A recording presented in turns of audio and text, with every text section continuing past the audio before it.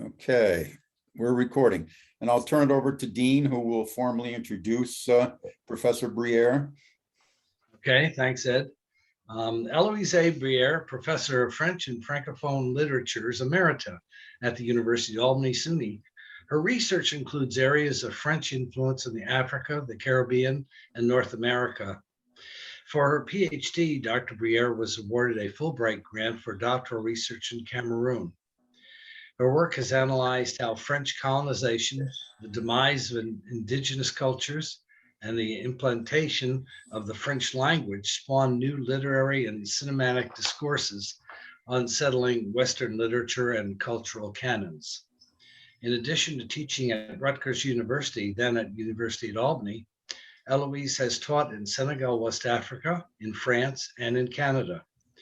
She earned her BA at the University of Massachusetts in Amherst and 3 Master of Arts degrees, one at Middlebury College, another at the Université de Bordeaux, and at the Université de Dakar.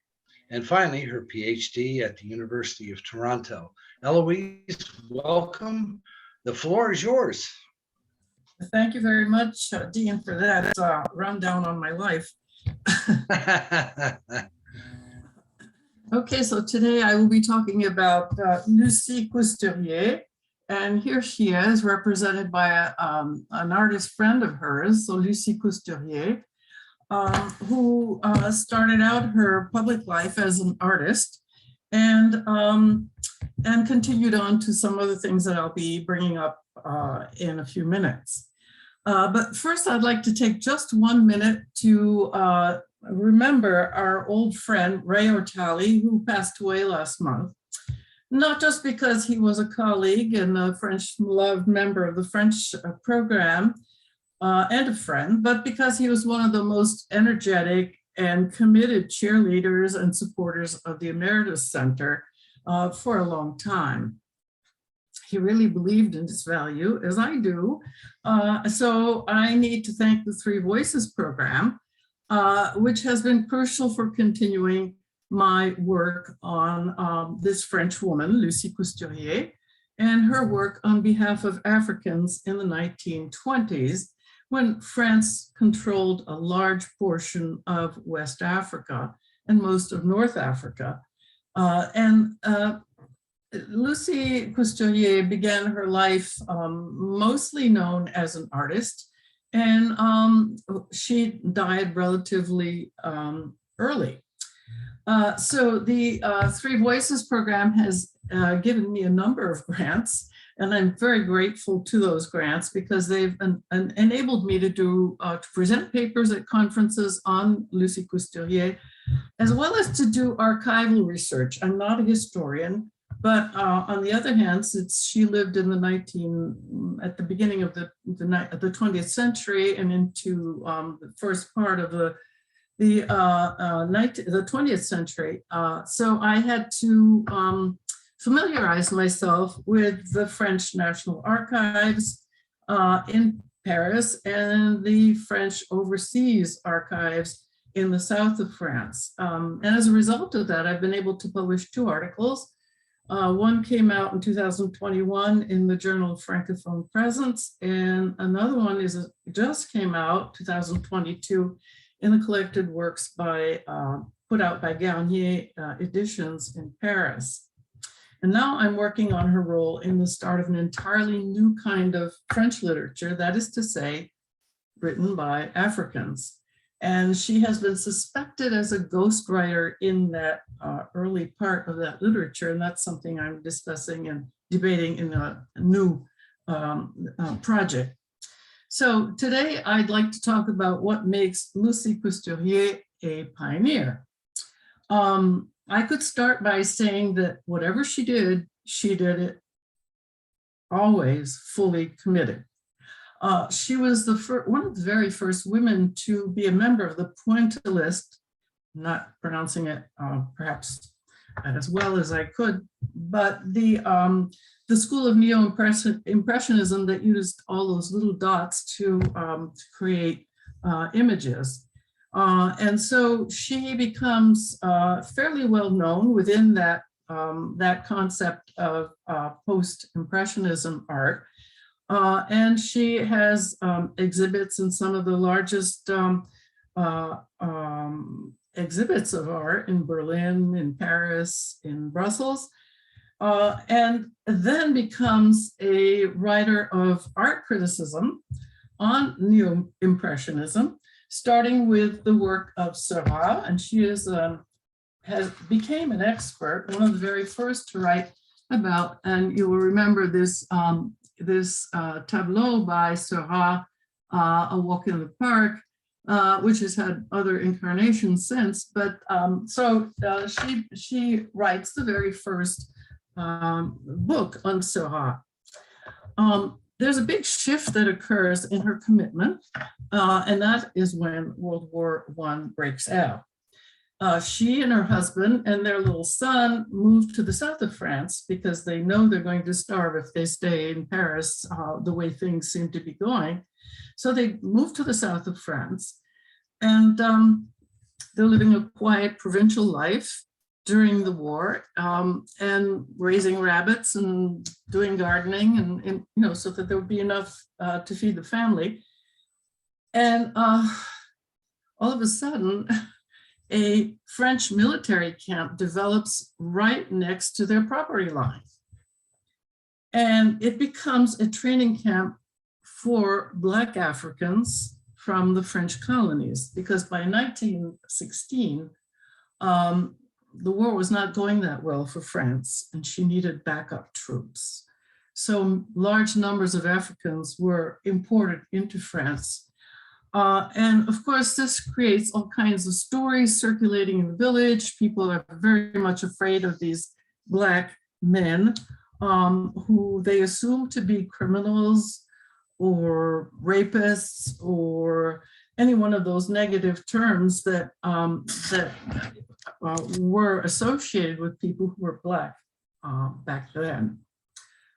Because before World War I, Africans were perceived as, Black Africans were perceived as a more advanced form of animal life, because most French people had only seen them in human zoos, which were built up around some of the major cities, Paris in particular, where Africans were brought from the African continent, put into straw huts and fences built around them, and people could come and see who these beings were that were part of France's colonial empire. And this is, of course, before Josephine Baker, and which was a very different aspect of perception of Black people in Paris mainly. So World War I was the very first time that Africans were brought in close contact to French people. Almost 500,000 were brought to France to fight against Germany. But what happened in Lucie Cousturier's family was that friendship developed between herself, her husband, and her child with the soldiers. And the neighbors, like any neighbors, became frequent visitors to their house. And Lucie noticed that they had a very strange kind of jargon that they spoke. It was a kind of broken French called Petit Maigre. She wondered about this and wondered if they were actually capable of learning normal French. And she was told that the soldiers really didn't enjoy speaking that way because they were mocked by people in the village when they went to buy whatever at the local little shops. And they could tell it was making them seem like less than. And so she began to wonder, well, what if I taught them real French? Would they be capable? Could they be taught something? And she asked them, would you like to learn some French? Speak like me, speak like my husband, like our little boy. Oh, yes, madame, yes, yes, yes. So basically, they learned real French. and she discovered that not only could they learn language, but they had all kinds of other talents that ranged from gardening, helping the family to garden, to artistic skills. Of course, this impressed her a lot because that was her field before that. And so the soldiers become writers of French, speakers of French, readers of short stories and novels. And when they're sent out to the front to confront the Germans, they send letters back to the family written in French. So Lucie Couturier begins to think, well, I've definitely been misled by the specialists' theories about the Black race and about the fact that Black Africans are an inferior part of humanity. And that they're not natural killers, which is the perception that was attached to them. So the war being over, Lucie decides that she really has to share what she has discovered. She has discovered that Black people are humans, that they have all kinds of potential, and they can be very fine and very friendly, and that they can learn. There's no problem with learning. They're considerate, they think about the family, and they share meals with the family. So she needs to demonstrate this and decides she's going to write a book, which she does, because after all, their family lived for 3 years with Africans coming into the house, going out and going into the garden, et cetera, to the point where they were told where the key was to the house, that if ever, Mr. and Madame Couturier are not home, they can just let themselves in. So to give you a sense of this tremendous trust. So she writes a book right after the war. It comes out in 1920, and it's called Strangers in My House. It hasn't been translated into English yet, but I hope to get that taken care of. So anyway, Strangers in My House in 1920 becomes a blockbuster. Why? Well, because French readers are simply amazed that this could be this could be a reality for a French family to live with Africans in their close proximity and not fear them, et cetera, et cetera. She gets letters from French readers. She gets letters from members of the Black community in France who thank her for portraying Africans in this very different light. So, thanks to the impact of her book and her experience, she becomes the first white French woman who publishes a book that is against racism. But she's thinking to herself, how do I fight racism? How do I confront racism except through this particular instance? There's a whole lot I don't know about Africa and Africans. And I know that the people who've written all of these wonderful big tomes describing Africa and Africans, I know that they saw it all wrong. I have to go find out. I have to go to Africa. I have to go experience Africa myself. I only know these soldiers. I need to know what the families are like. I need to know about their wives, their children, et cetera, et cetera. But how would she get the money to go to Africa? This is right after the war. There's no extra money around. Things are tight everywhere. But she has a friend whose husband works at the Ministry of the French colonies and who knows the new minister. And this is how she gets to meet the director of the colonial office. And since she's known as an artist, he agrees to give her a mission, which would be to paint the upper reaches of the Niger River in northern Guinea, which had never been represented in iconography, colonial iconography, up until that point. So she is a pioneer in the sense that she would be the first woman sent on an official mission in the African colonies. Women had never been sent before. Certainly religious orders sent women to the colonies, but never the ministry of the colonies to create a report or an official mission. But before she even leaves, she gets a letter from the minister saying there's been a change. And the change is related to the fact that the minister is new, and he's just written a 300-page book about his new plans for the colonies. He wants to make an impact on the colonies, and he tells her that she will be part of his plan. And that's going to happen because she's going to gather information about African women and children for the ministry. So now her mission is no longer to paint the upper reaches of the Niger River, but rather to observe women and their child rearing practices and to report back to the colonial office. That's her new mission. So we have two perceptions of the mission going on here.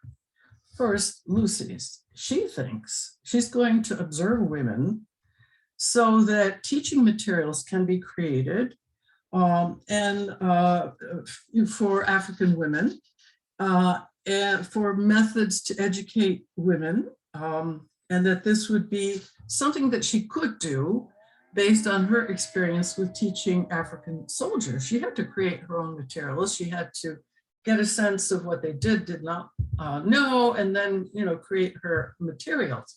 And she thought, well, I can do this about women. And she is a believer in colonization, as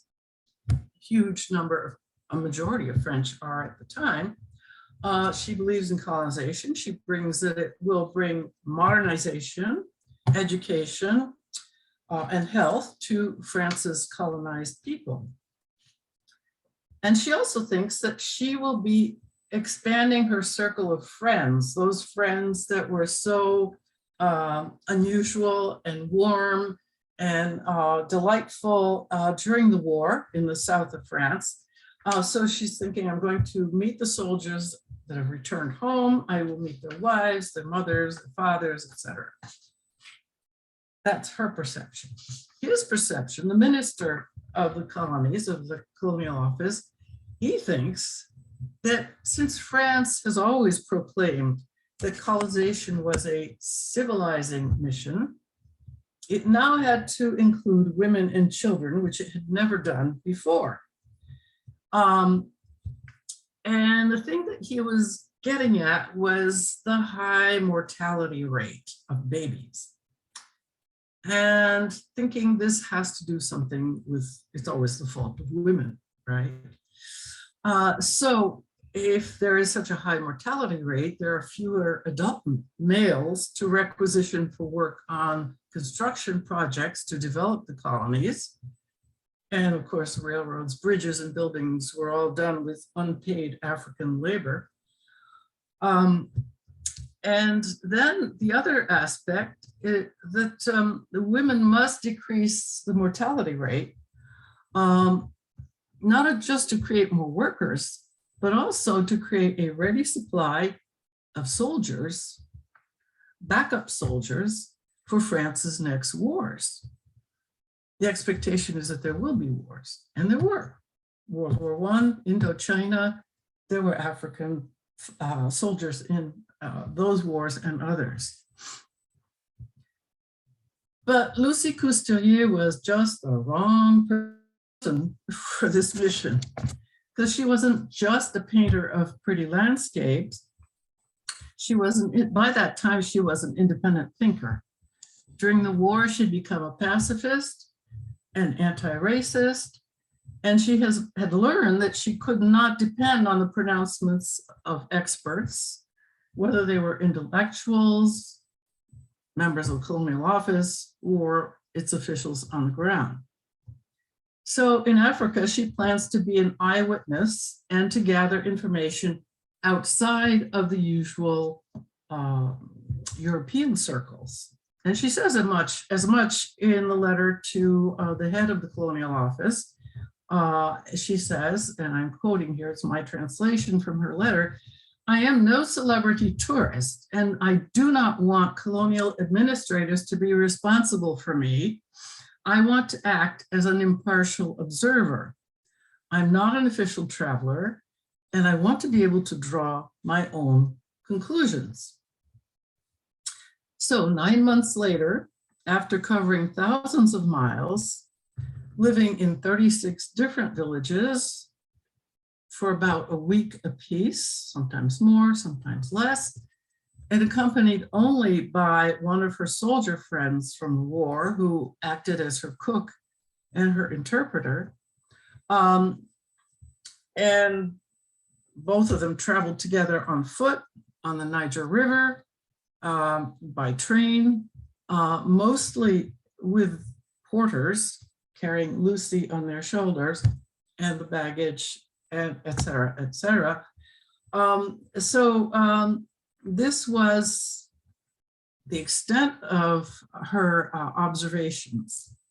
She kept detailed notes. She published 2 volumes called Strangers in My Home. My Strangers at Home, because the first book was Strangers in My Home. Those were the soldiers living next to their summer house during the war. But now she wrote My Strangers at Home in West Africa.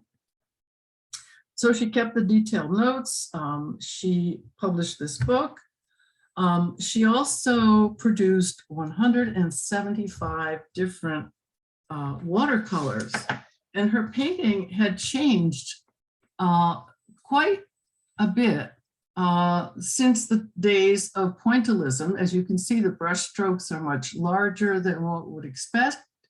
And what's really interesting is she's showing her African subjects not working in the fields, not building bridges, not fighting wars, but writing and learning. So that in itself was a new concept, was somewhat revolutionary. She also did a lot of watercolors of women at work, since that was the main objective of her mission from the colonial office. So, as was expected, she wrote a report to the colonial office, and she told the office that women were quick learners just as much as the men that she had taught, perhaps even more so.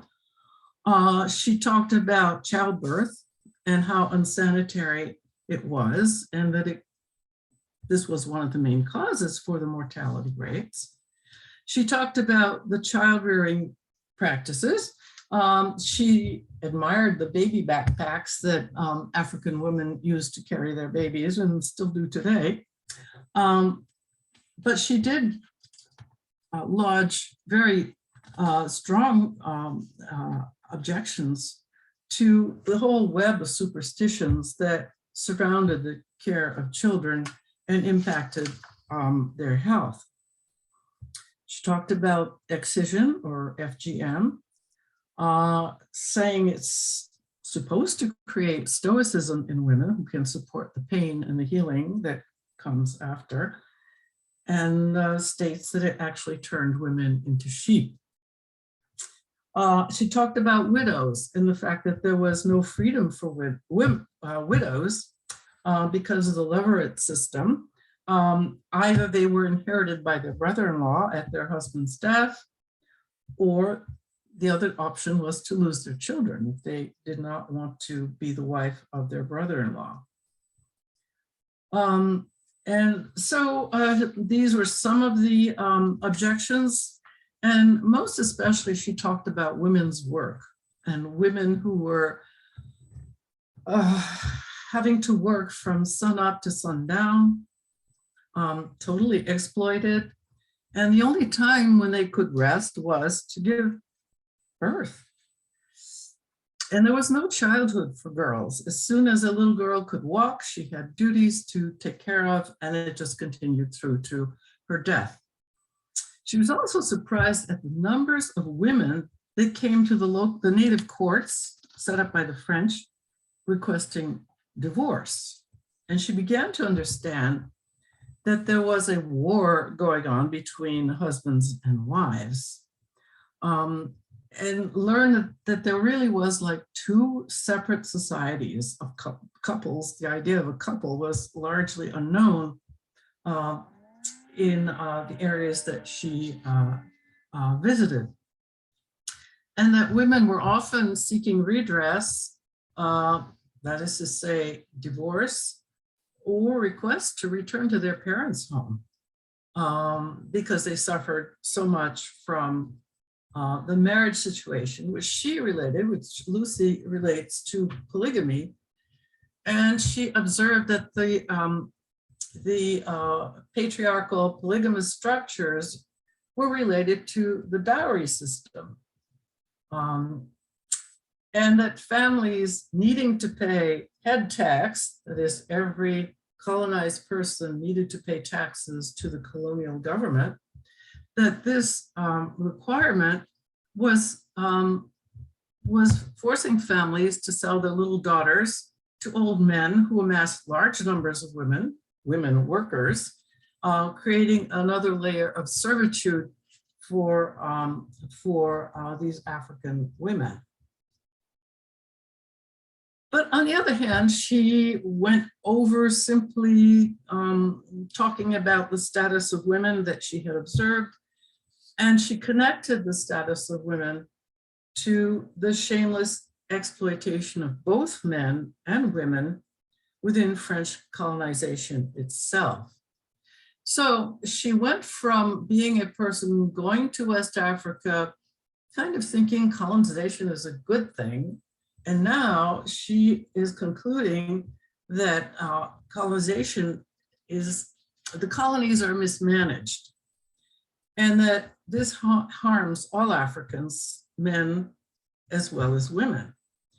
And then she is very stringent critique of, offers a very stringent critique of the cultural blindness and the white privilege of the colonial administrators, the officials, and also the average French person who goes to the colonies to secure quick monetary returns.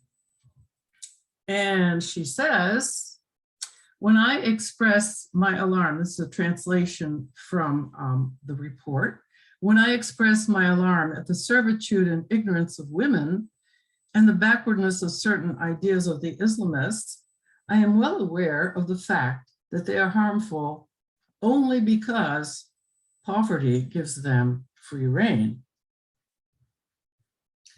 So she concludes that colonization is cruel and pleads for a more humane form of colonization. And she lists examples of reforms to improve the health and living conditions of the colonized. And she concludes, French colonization is a magnificent, efficient machine to extract raw materials, impose taxes, and obtain soldiers. So, what was the reaction to her report? It went over the bounds of simply talking about women's situation and their child rearing. From the Office of the Governor General in West Africa, the report was dismissed as just a personal view of French West Africa by a woman. But then added, and this is important, it would be deplorable if this information were to spread in France, and dangerous if it were to spread among the natives of our colonies, because our actions among the natives are based in the high moral character of our colonial policies. And what happened to her report? Well, I looked for it in the French colonial archives, and it's not there, although the letter I just read from, opposing and denying the value of her report, that letter is there, but the report is not. And as far as I know, it's been missing from the French colonial archives right up until today. So before she died, since she was being ignored by the colonial office, Lucie Couturier became more and more radicalized. And she sent her report to an anti-colonial journal published in Paris. So this was the report getting out to the public, which the colonial office had said this would be deplorable if it were known in France. Well, here was the journal publishing it. And then during the last months of her life, she prepared the 2 volumes of her travel diaries for publication. I don't know if that had been the intent of of those travel diaries, but the feeling was, I have to get this out now. And so the result was the 2 volumes of My Strangers at Home that came out in 1926 after her death at the age of not quite 50. During her travels, Lucie Couturier was surprised by a number of things that she saw and that she lived because she had had this wonderful experience becoming a friend of the soldiers in the south of France, the soldiers coming into the Couturier family. But there was this discomfort that came from always being seen as other and with some other kind of agenda. She was a stranger in the villages, and people assumed that she was some kind of a mediator, although they had never seen a woman mediator, and that she could settle some complaints. Perhaps she was a representative of the French government. And she started to see many former soldiers, not necessarily the ones she had known in the south of France, who would come to express to her how angry they were because they were not getting their pensions. Pensions had not been paid. They were not able to marry because they didn't have the income, the revenue needed, and their lives were essentially had been essentially ruined by the military service in France. She was also very surprised by having to wear a sort of colonial uniform, the pith helmet, the white pith helmet, the white linen suit, and that when she wore it, she was the embodiment of colonial power, which was automatic when you were white. And never before had she says, had she ever experienced such power just linked to the color of her skin and to this colonial outfit that she wore. So she experiences the power of being white one afternoon and evening when she lies down on a public bench in the capital city of Conakry, falls asleep, and is never bothered. She said, I could never do this anywhere else in the world, but I have power here. I've never had such power. On the other hand, the powerlessness of Black Africans is so shocking. For instance, the young soldier who's accompanying her needs to get some supplies at one of the shops, and the shopkeeper does not want to deal with him. So she has to put on the pith helmet, the white suit, and go into the shop and wear her colonial power so that the transaction can take place. The perception of a woman being alone, going from village to village, was very confusing for people in villages. And they thought, well, she must be some kind of a genderless official. And they started calling her Monsieur, Madame, Mr., Madam, because they weren't quite sure who she was, what she was, not fully a woman, because French white women had never lived in huts among villagers on their own. And the other thing that surprised her a lot was that she became the confidant of abandoned concubines. Colonial administrators were in the habit of having a concubine, and then, you know, when they left, the concubine remained in West Africa. So these women became, they came to her because they could speak French now, and because they confided in her. So by the time, and I'm reaching the end of my little presentation here, but by the time she died at the age of 49, Lucie Couturier was a pioneer among French women. That's what I argue, that she was a pioneer among French women. She was the first to write in opposition to French racism during World War I with her book, Strangers in My Home from 1920. She was the first woman to ever carry out a mission for the French Colonial Office, the first to carry out a study of African women, even though, as we know, this is not very satisfactory for the Colonial Office. And she's the first French woman to oppose colonization and to actually become radicalized in the cause of Africa. And we can see this in her obituary, which was published in a communist anti-colonial newspaper called Le Briere, which was founded by Ho Chi Minh, and it granted prime space to page 1. And it shows the far left's consideration of Lucie Couturier.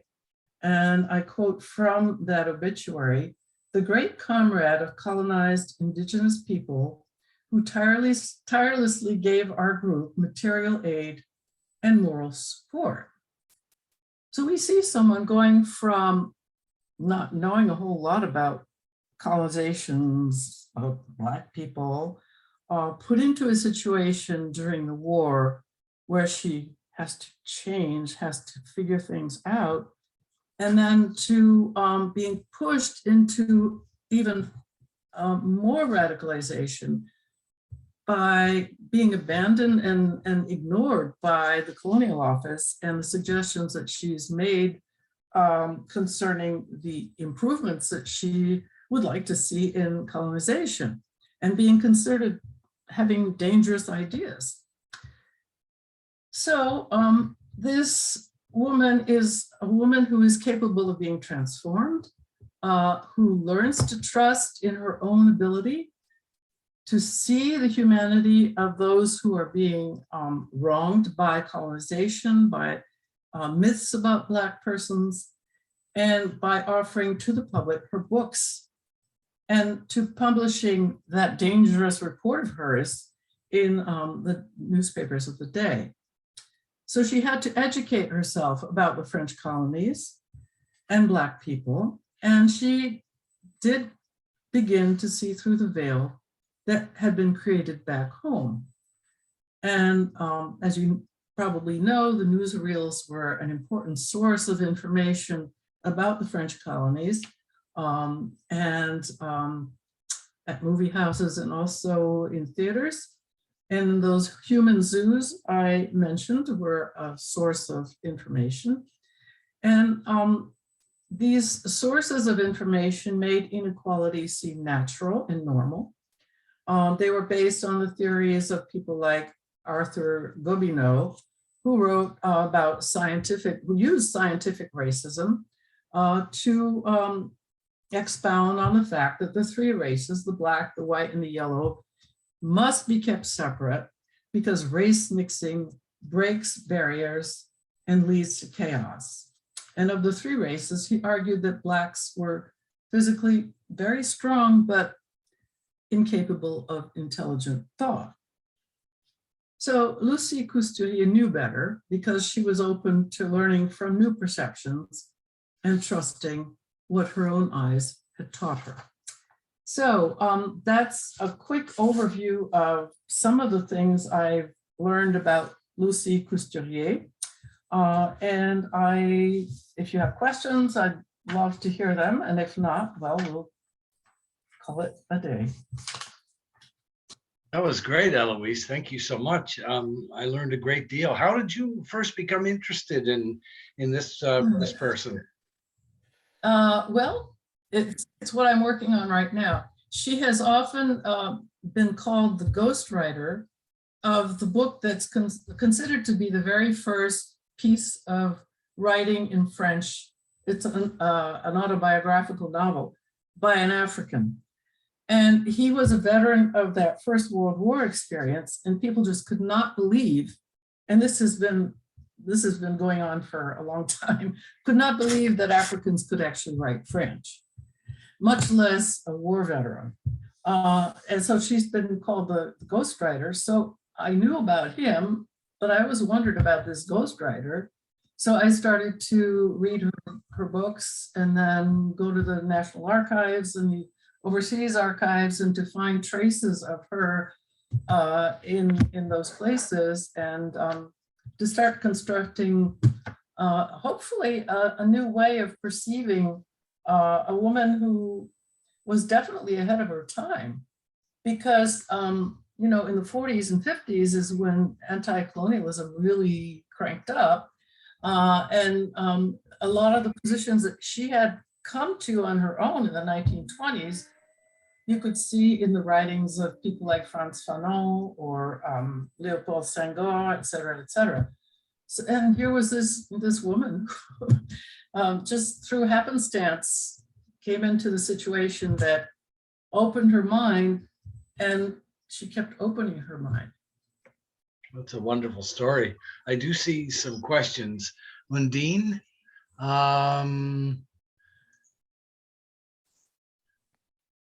well, I can't seem to unmute her.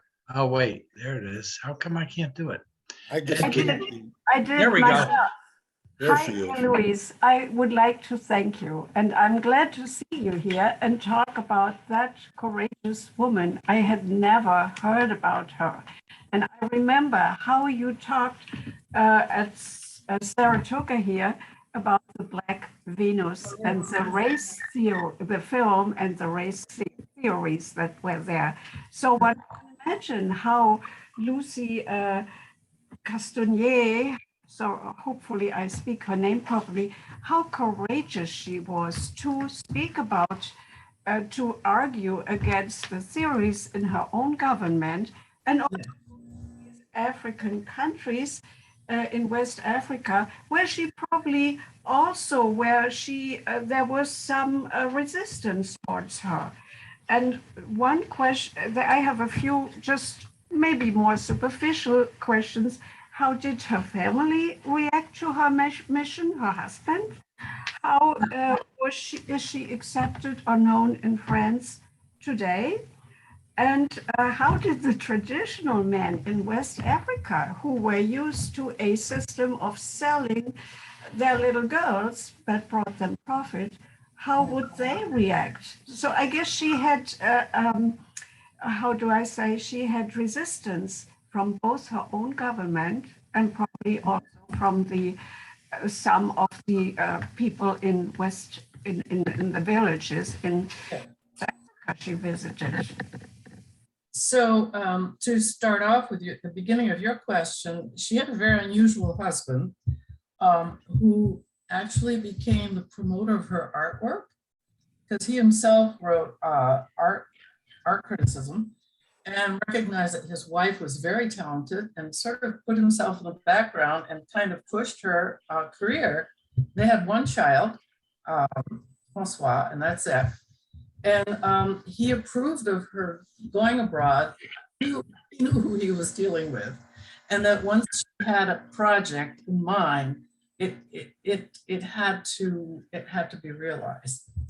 As far as in the villages, you know, it really depended on the background of the people in the villages. If it were for those areas where Islamism is very strong and where there is a chief who has many men around him, he always saw those types of persons always saw the advantage of getting some kind of collaboration going between them and this woman who they thought, well, she must represent the government, she must represent power, and she will bring good things to our area of West Africa. So as a matter of fact, they did not view her with suspicion. They just viewed her as an instrument that they could use to obtain favors from the colonial government. So they would put on these great shows of, horseback riding and all kinds of demonstrations that she would have to sit through, which she didn't really want to sit through because she wanted to get to the women. So there were different perceptions. And the former soldiers who had returned to West Africa and who were not getting their military pensions paid and whose lives had been completely shattered by the war were very angry, and they wanted her to take their messages back to Paris to get their situation taken care of. So it really depended on what type of man she was dealing with, what the reaction was going to be. I hope Thank that you. helped. Thank you very much. How well is she known today? Well, we're working on that. Her first book, Unknowns in My House, was republished in 2003. So that's thanks to Roger Little, who's from the University of Dublin, and who goes around digging these texts that nobody has heard about and getting them republished. So that's in 2003. You can get a hold of it in French. But when it came out in 1920, some experts were saying, experts that knew the Black American situation, some French people were saying, this has got to be translated and known in the States. It still has not been translated. So on the list of things to be done. Thank you. Very informative and enjoyable to hear that. Dean, I saw that Lana Cable submitted a question through chat. I think I've unmuted you, Lana, so go ahead and ask your question. Well, thank you. I found this fascinating. Can you hear me? Yep. Yes. Okay. I found this fascinating, and I had never heard of Couturier before myself. I'm struck by comparing the way her thinking about race and about colonialism developed and what it developed into. I'm struck by comparing that with Frantz Fanon. Yes. And I just wondered whether they had ever had any possibility of meeting. I think he was rather younger than she, but no, she died in 1905 and much younger. So no, there was no contact between them, but I'm not the first one to say that some of the things that she expressed can be found in Fanon. Absolutely. So well, I'm just thinking he must have been aware of her work. I don't know, because once she died, I think there was one last exhibit of her artwork that her husband made sure occurred, and it's like she just but there was a publishing of some of her work in the 1950s, but I'm not sure that that Fanon would have. I don't know, but I doubt very much that he would have known about Lucie Couturier. She was just not perceived as, I think people saw her more as the artist, the pointillist artist. This is here it is. Here's what she's known for, and this is hanging in French museums, and she's fairly well known for that. But as for her work with Africans in Africa, that is much less well known, except this idea that she's the ghostwriter of the very first work to be written by an African in French, and that's kind of what I'm digging at right now.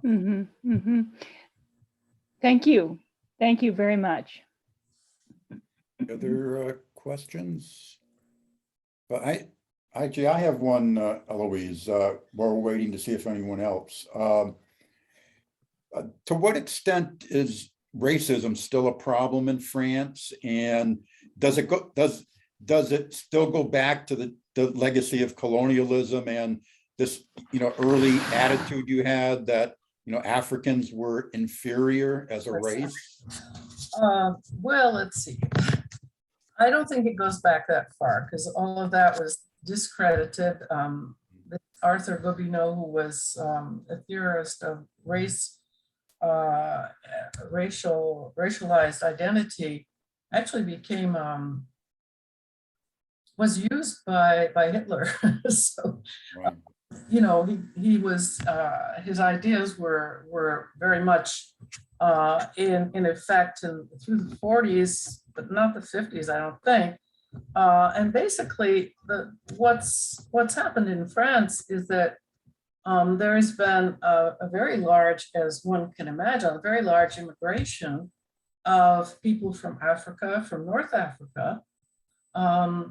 And so their presence in France is a daily occurrence, and they are at all levels of society. They're no longer the underdogs. But what you have growing up around the cities are, as we know about redlining in this country, right? So we have areas that have been reserved for immigrants and their children. And as a result of that, they've been kind of cordoned off from getting integrated into France, because that's always been France's greatest skill. It has been integrating immigrants, because France is a country made up of immigrants, but they've always been integrated through the educational system, through military service and various other ways. But now that we have these large cordons around cities of, kids who are going to school in those areas and not being integrated so much, then there is a problem that's linked to the suburbs around the cities, which is where a lot of that race confrontation occurs. And, substandard education and people not making it through the system. But, the French system is quite a stringent system, but a lot of people are making it through that system. So, you have the two kind of opposing things going on here. Interesting. Dean, I do see a couple of people have raised their hands. Do you Yeah, see- Cynthia. Okay, I think Cynthia should be unmuted, and Dan Smith too, I think. Yeah. Cynthia, do Can you hear me? This is Cynthia. Yes. Yes. Great talk, Eloise. Very interesting. I just had a quick question about the art. When you Yeah. say that she's better known, or she's known as an artist, is her view of or her African art, is that recognized? Is that? It's seen as not really as part of her post-impressionist corpus. It was on exhibit. There was an exhibit of her work in just before the pandemic. And so there was an exhibit in Normandy, as a matter of fact, and it included both her post-impressionist work, this kind of stuff, as well as her African watercolors, and which you probably can't see very well, but anyway, I should have done a PowerPoint.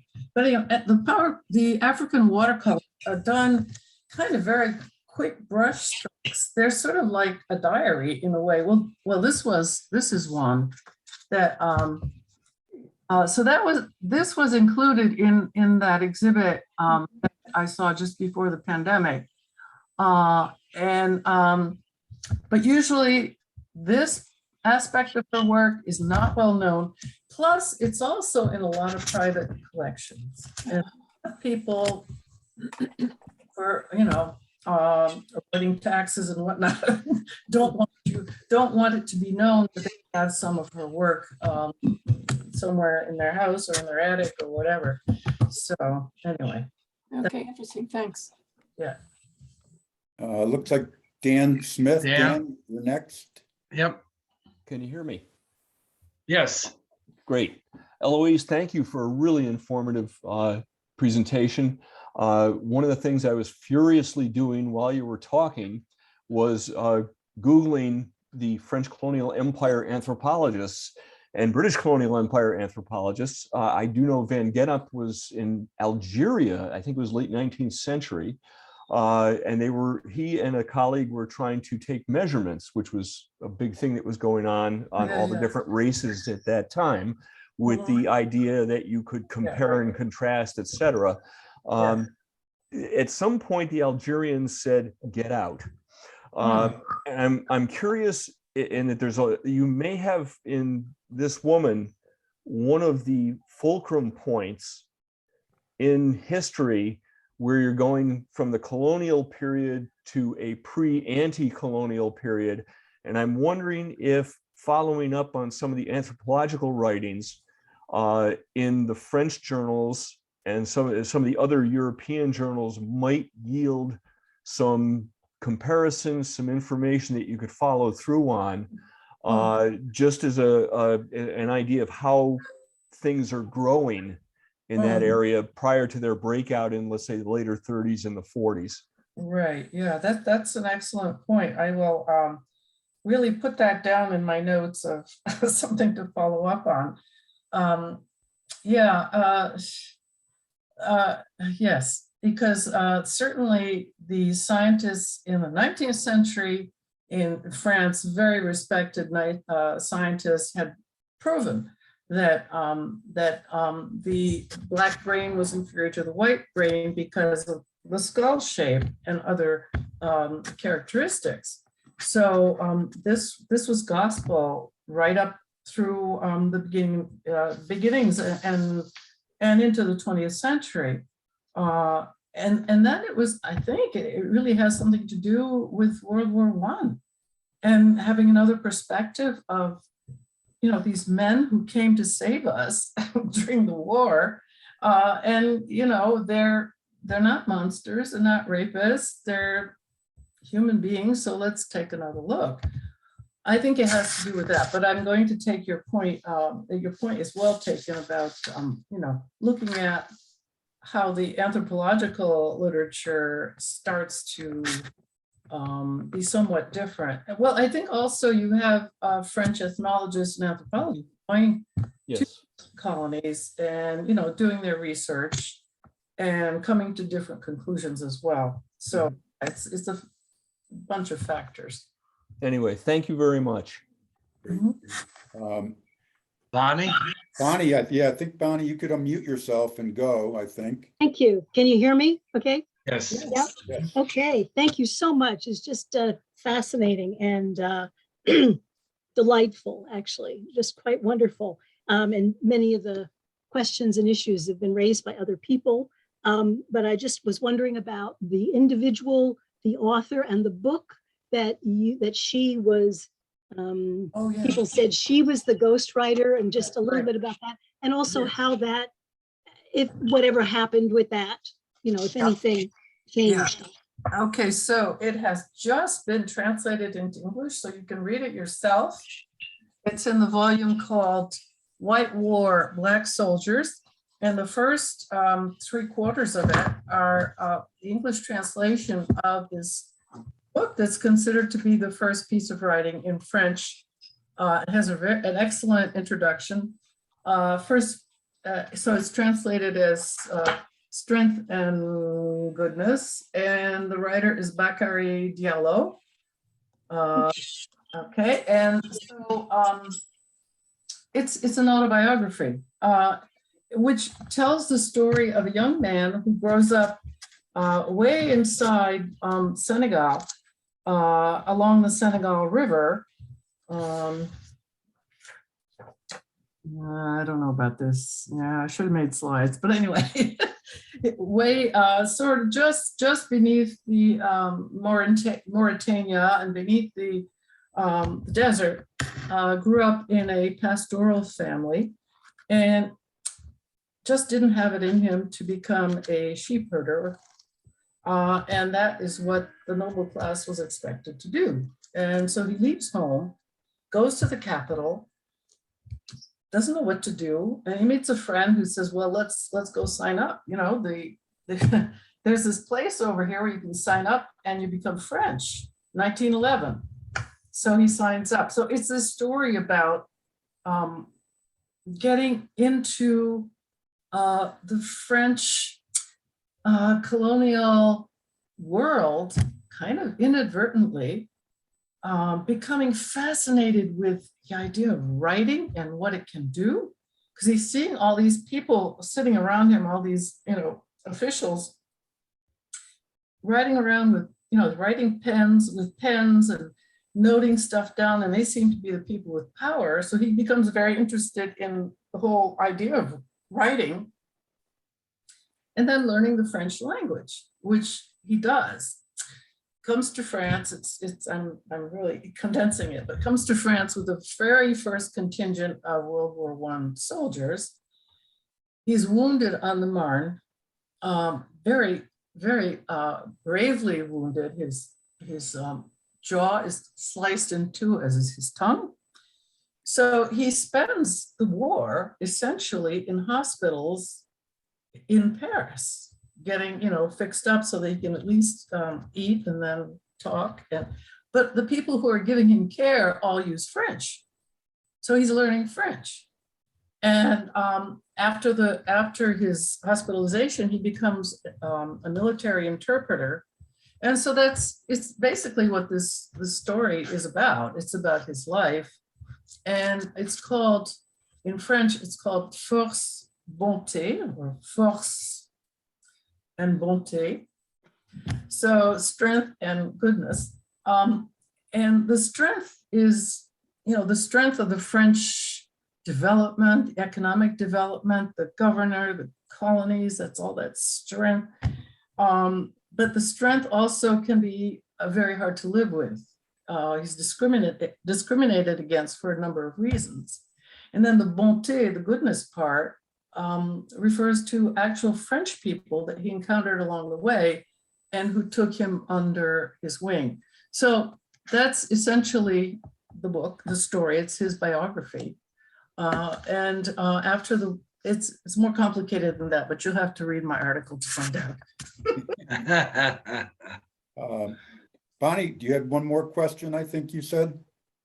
Yes, so just one quick more question. Getting back to her, I'm very much interested in getting a list of your articles. That would be just great, or even figuring out a way to have access to them easily. So, but I wondered whether, as very interested in her art, and hope that there'll be more exhibits and stuff of especially interesting, you know, comparisons or whatever one does between the post-impressionist work and the more realistic work and such. But also wondered, did she, along the way in her stays in Africa, did she connect with artists there in any way? No. So there's no. Well, no, I take that back. The artists she connected with were the dancers and the singers and musicians. And she is the very first people I know of, I mean, there probably are others, who appreciates African dance. Because everyone else says this is, you know, it's an image of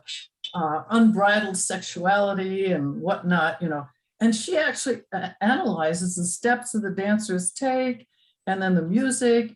And so she really goes behind that veil and sees things as they are rather than through the veil that has been imposed by the colonial experience. So, yeah, so. Thank you. That's great. Thank you. What wonderful, wonderful information. Looking forward to your book, I hope. Okay, I don't see any more questions. Do you, Dean? No, nor do I, but I think it was a wonderful discussion. I think so great. too. Excellent. In fact, it's already about 2:40, so we probably should bring it to an end. Again, on behalf of the Emeritus, I want to thank you, Eloise, for a very interesting and informative talk. I certainly learned a lot, even though I've somewhat familiar with your work after reviewing your applications for the 3 voices a few times, but it's still, and I know you've talked to us in person, I think, in the past too, before we went remote with the webinars. But again, thanks again for your taking the time to let us know some of the more recent updates on your research. Dean, anything you want to add? No, I appreciate your time as well, Eloise. And for our audience, I can let you know that the next presentation will be by our own Dr. Timothy Lance. And the title of his talk will be New York's Seminal Role in the Birth and Maturation of the Public Internet. So it's 2 weeks from today. Yes. Oh, and also our end of the year activity is going to be a guided tour of UAlbany's new E-Tech building. That's the $180 million building that UAlbany has that's dedicated to research and development. And we've got guided tours organized by its facilities director. I think the primary date is May 12th, right? No, May 9. Oh, May 9th. Okay, excuse me. Yep. But the 12th is a backup if we have enough people to merit 2 tours. Following week, yeah, is whatever the following week is. Hang on. Well, anyway, the May 16th is May the 16th. So is the second. Yeah. okay, so the primary date will be the 9th, but Right. if we need to, we can organize a second tour on the 16th then, Right. correct? Yeah, so if you're interested, let us know soon. And because we're in the process of trying to finalize the arrangements, right, Dean? Yes, absolutely. This week would be great. Yes. Okay, so I think with that, I'll close it. And I think that's it. Okay, so thank everyone for attending, and we'll see you in another 2 weeks. All right, Thanks, Eloise. bye-bye now. Welcome. Bye. Bye-bye.